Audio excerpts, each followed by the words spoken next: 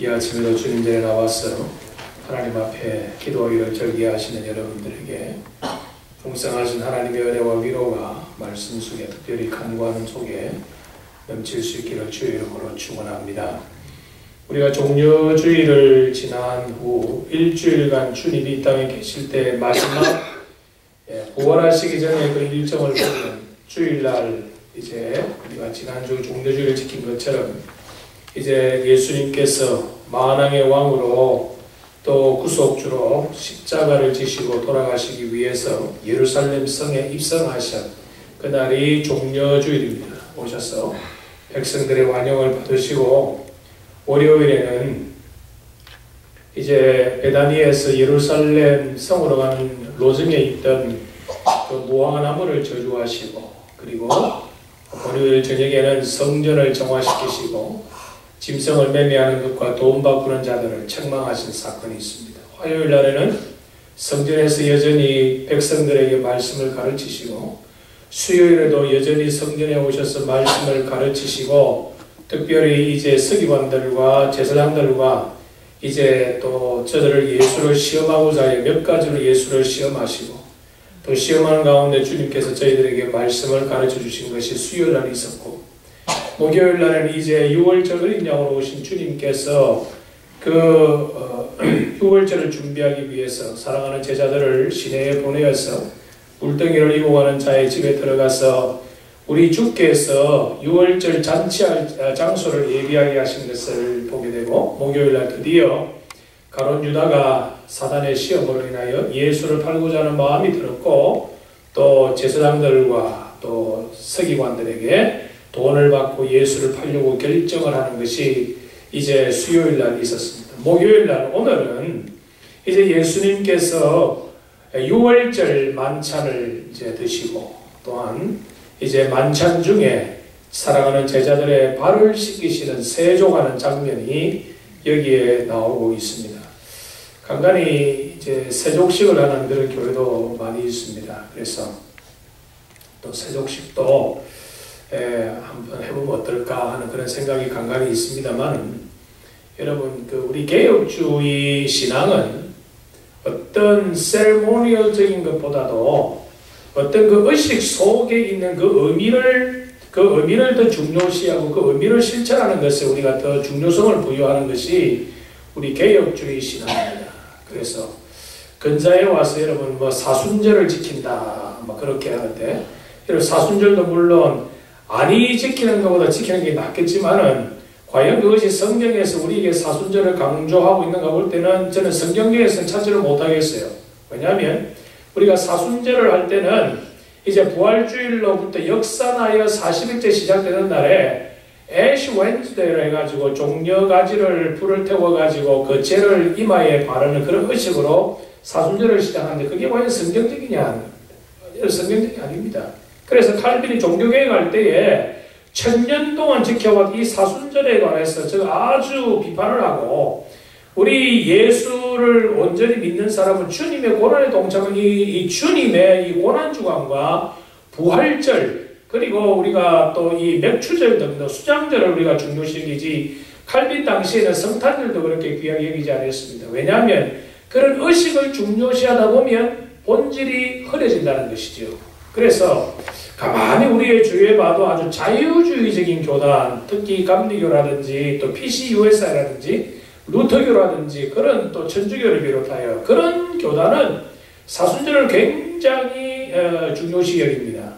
그런데 여러분 이 자유주의인 교단까지도 이런 의식을 중요시 여기는데 근자에 와서 우리 장로교, 우리 합동측이나 우리 고신측도 사순절의 의미를 자꾸 강조하는 볼 때에 저는 마음이 굉장히 착잡해요. 착잡한데 얼마 전에 우리 기독교회에 사설에 보니까 개혁주의 교단은 사순절을 의미를 너무 부여하지 말자고 그렇게 신문 사설에 내는 걸 보고 제가 공감한 적이 있습니다.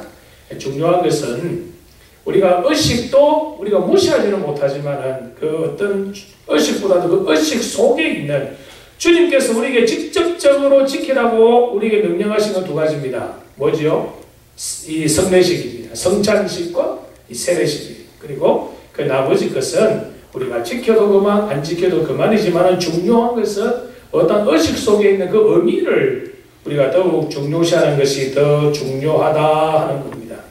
오늘 이 아침에 저와 여러분 함께 교도한 말씀 속에 우리의 참 가슴을 또 이렇게 따뜻하게 하고 우리에게 하나님의 사랑을 느낄 수 있는 말씀이 1절에 있습니다. 6월절 전에 예수께서 자기가 세상을 떠나 아버지께로 돌아가실 때가 이른 줄 아시고, 우리가 전도서에 보면 모든 만물은 때가 있습니다. 날 때가 있으면 죽을 때가 있고, 우리가 일할 때가 있으면 쉴 때가 있고, 설 때가 있으면 앉을 때가 있고 하듯이 우리가 주님께서 이 땅에 오실 때가 있으면 주님께로 가실 때도 있다. 천지를 창조하신 때가 있는가 하면 이제 천지를 이제 종말로 이끌 때가 있다. 만물은 모든 것이 하나님의 정해주신 그 시한대로, 기한대로 모든 일이 이루어 가시는데 이제 아버지께로 돌아가실 때가 되어 줄 아셨다.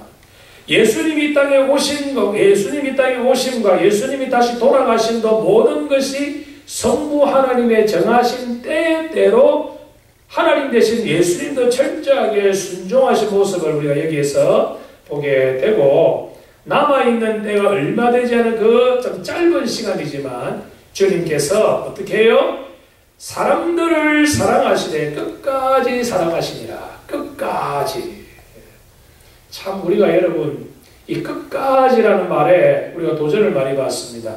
우리가 주님을 끝까지 사랑하기가 쉽지 않고, 우리가 사람을 끝까지 사랑하기가 쉽지 않고, 우리가 주님의 일을 변함없이 끝까지 하기가 참 쉽지 않다는 것이죠. 모든 것이 우리가 그냥 시작할 때는 거창하게 하다가 가면 갈수록 흐리멍텅해지는 것이 이 세상의 원리지만은 우리 주님은 끝까지 사랑하셨다. 끝까지 사랑하셨다.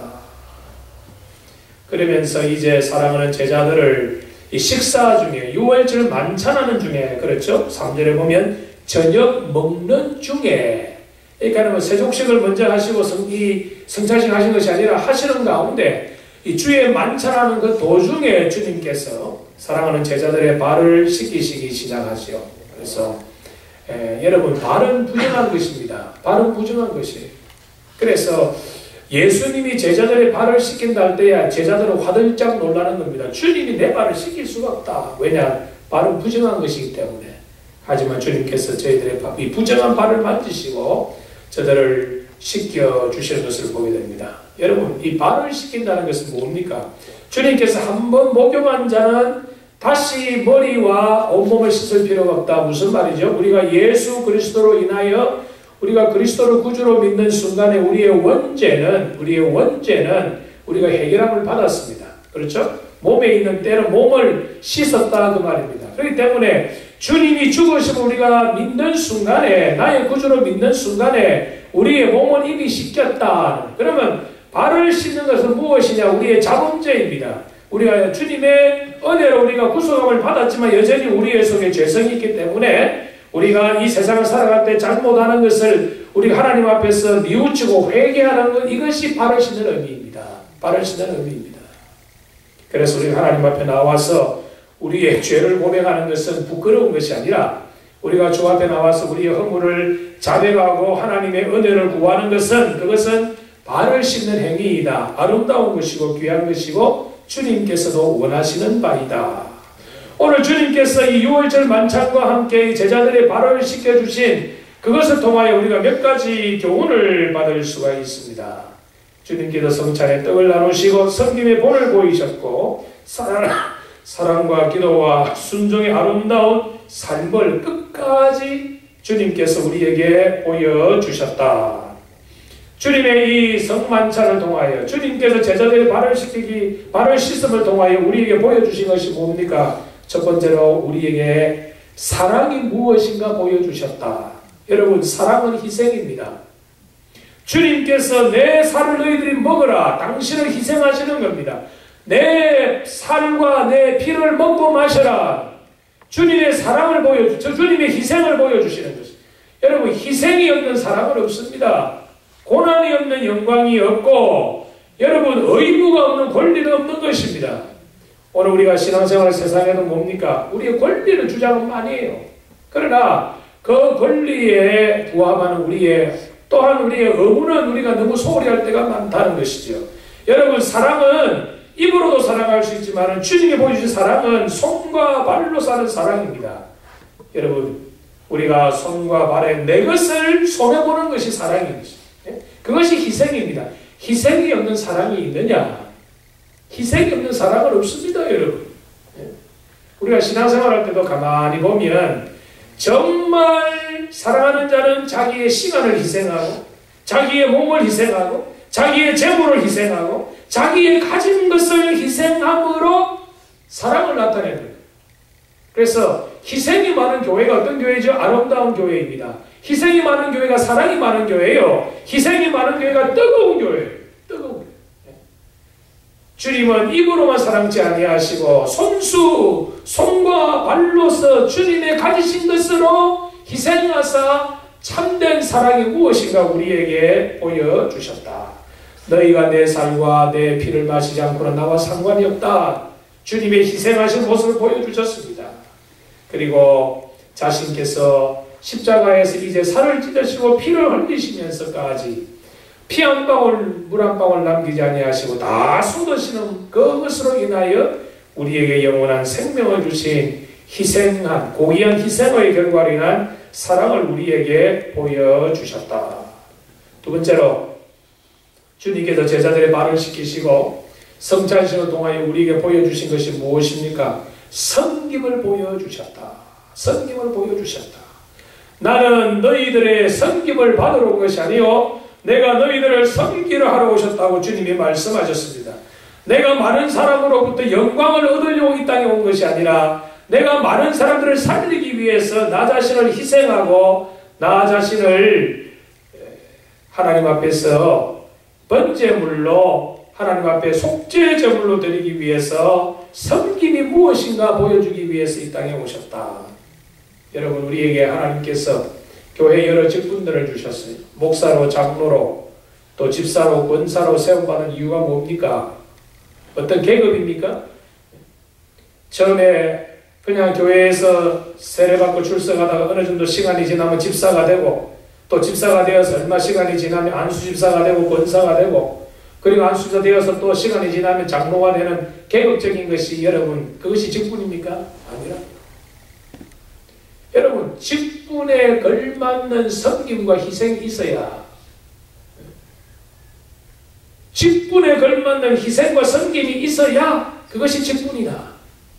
때때로 우리가 교회 시험 들 때 보면 뭡니까? 아, 내가 장로인데, 내가 권사인데, 내가 안수입사인데 이렇게 대접할 수 있느냐? 이게 잘못된 것이죠. 잘못된 것이죠. 주님이 말씀합니다. 너희들이 서로 사랑하라. 서로 사랑하라. 서로 희생하라. 서로 섬겨라는 거예요. 헬라말로 알레라고 했습니다. 서로.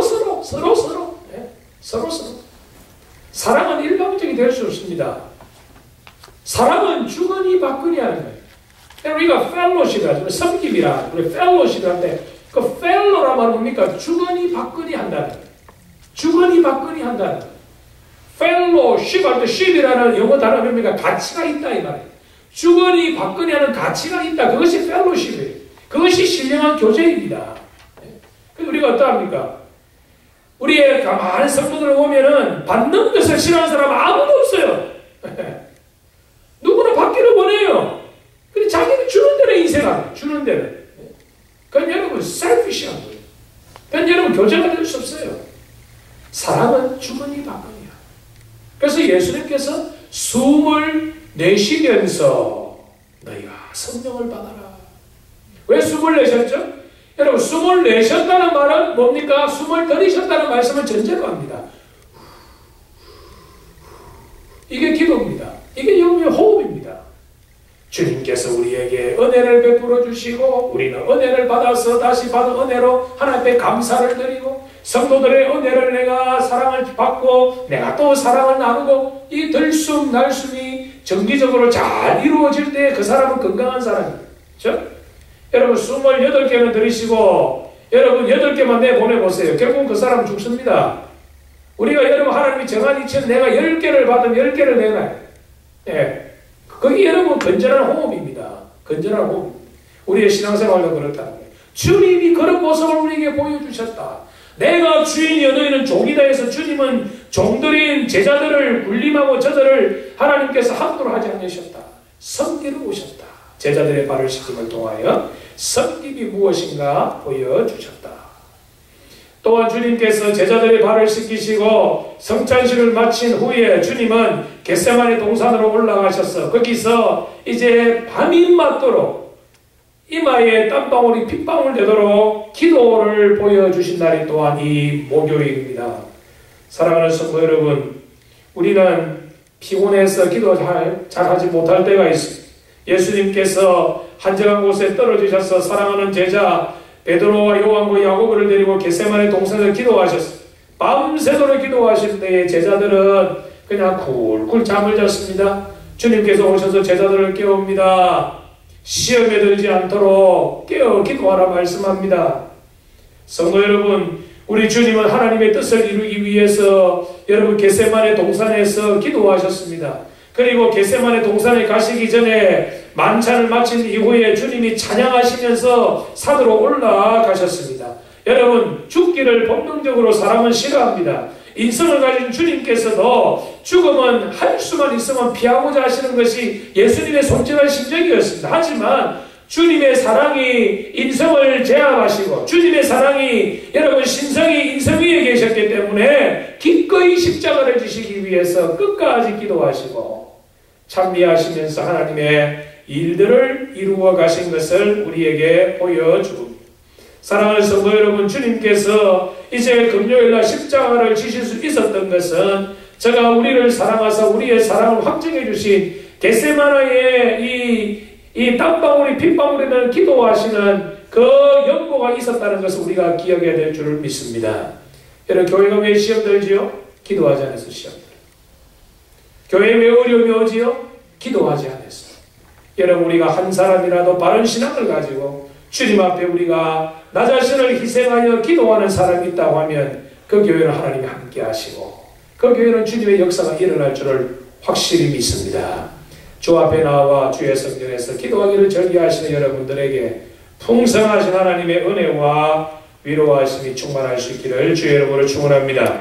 마지막으로 오늘 주님께서 이 제자들의 발을 씻기시고 그리고 주님께서 또 이 성만찬을 거행하시고 그리고 겟세마네 동산에서 기도하신 이것을 통하여 우리에게 보여주신 것은 무엇입니까? 하나님 아버지 앞에 대한 순종하심을 우리에게 보여주셨다. 주님은 골고다 산상에서 순종하심을 우리에게 보여주셨습니다.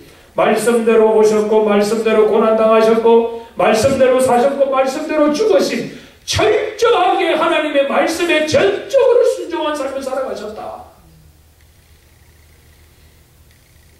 주님께서 말씀에 철저하게 순종하신 결과로 인하여 온 인류를 위하여 하나님 앞에 산자로서의 삶을 살아가는 위대한 역사를 하나님께서 이루어 주셨다. 하나님의 뜻에 순종하시기 위해서 주님은 잡히셨습니다. 주님의 권세로 당신을 잡으려 하는 자들을 얼마든지 물리칠 수 있었습니다. 주님이 내가 십자가에 지실 때에도 밑에 있는 사람들이 조롱했던 것처럼 지금이라도 십자가에 내려오라고 그렇게 아우성칠 때에도 우리 주님은 충분히 십자가상에서 내려오실 수 있는 능력을 가지셨지만 성부 하나님께 철저하게 순종하시기 위해서 모든 고통을 다 감수하셨습니다. 주님도 인성을 가지신지라 주님도 목이 마르시고 주님도 고통 중에 있습니다. 여러분, 해육에 머금은 이 신포도주는 오늘 우리 시대에 말하면 일종의 여러분 진통제. 그런데 그 진통제적인 그 포도주도 주님이 받으시고 거절하셨다. 성경에 나오는 시편의 예언의 말씀을 이루시기 위해서 철저하게 말씀에 순종하시는 모습으로 주님이 이 고난을 당하셨다. 사랑하는 성도 여러분, 우리를 즐겁게 하는 말씀에는 우리가 순종하기 쉽습니다. 우리를 기쁘게 하고 우리를 즐겁게 하고 우리를 인정해주는 말씀에는 우리가 아멘하며 순종하기를 잘하지만 내가 손해를 봐야 되고 내가 고통을 당해야 되고 내가 어려움을 감수하는 데 대해서는 우리가 순종하기가 쉽지 않습니다. 그러나 우리의 주님은 기쁘든지 즐겁든지 괴롭든지 건강하든지 연약하든지 상관없이 그것이 하나님의 뜻이요 하나님의 말씀이라고 하면 끝까지 순종하셨다.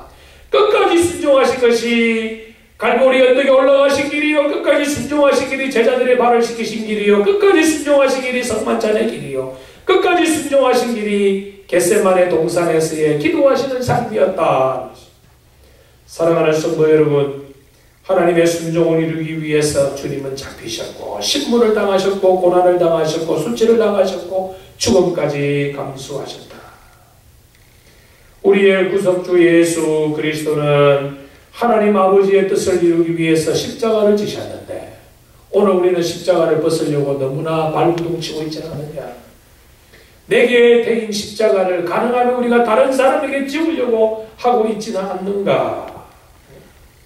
여러분, 우리 알칸사 제일제단을 위해서 여러분 현재 어떤 십자가를 지고 가고 계세요?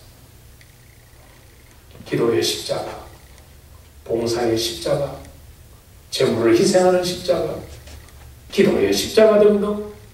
내가 져야 할 십자가를 내가 지지 않으면 다른 사람이 내가 져야 할 십자가를 지고 있다 하는 것을 우리가 생각하고, 고난 주간 동안에 하나님 나를 이 재단에 보내신 하나님의 뜻을 깨닫게 하시고 내가 이 재단을 위해서 내가 져야 될 십자가가 무엇인지 영적으로 고민하는 그분의 고난 주간이 되게 해 주옵소서. 기도할 수 있기를 바랍니다. 참으로 가슴 아픈 일이 있습니다. 우리가 사람을 낚는 어부가 될 수가 있음에도 불구하고 실제 사람을 낚는 어부가 아니라 고기를 낚는 어부로서 만족하는 경우가 많이 있다는 것이죠. 여러분, 주님이 우리를 부르실 때에는 분명히 불러주신 우리를 통하여 하나님이 의도하시는 바가 있다는 것입니다. 그것을 우리가 고민하여 찾아 그것을 우리가 기쁨으로 감당할 때 그것이 나를 위한 십자가요 우리 교회를 위한 십자가임을 생각해서 고난주간 내내 우리와 함께 하신 주님을 끝까지 사랑하신 주님을 생각하여 성도들을 서로 사랑하고 서로를 위로하고 격려함으로 2012년도에 우리 고난주간이 참으로 의미 깊은 아름다운 고난의 역사로 인하여 부활의 영광의 기쁨으로 함께 동참하는 아름다운 역사를 체험하는 우리 모두가 될 수 있기를 주님의 이름으로 축원합니다.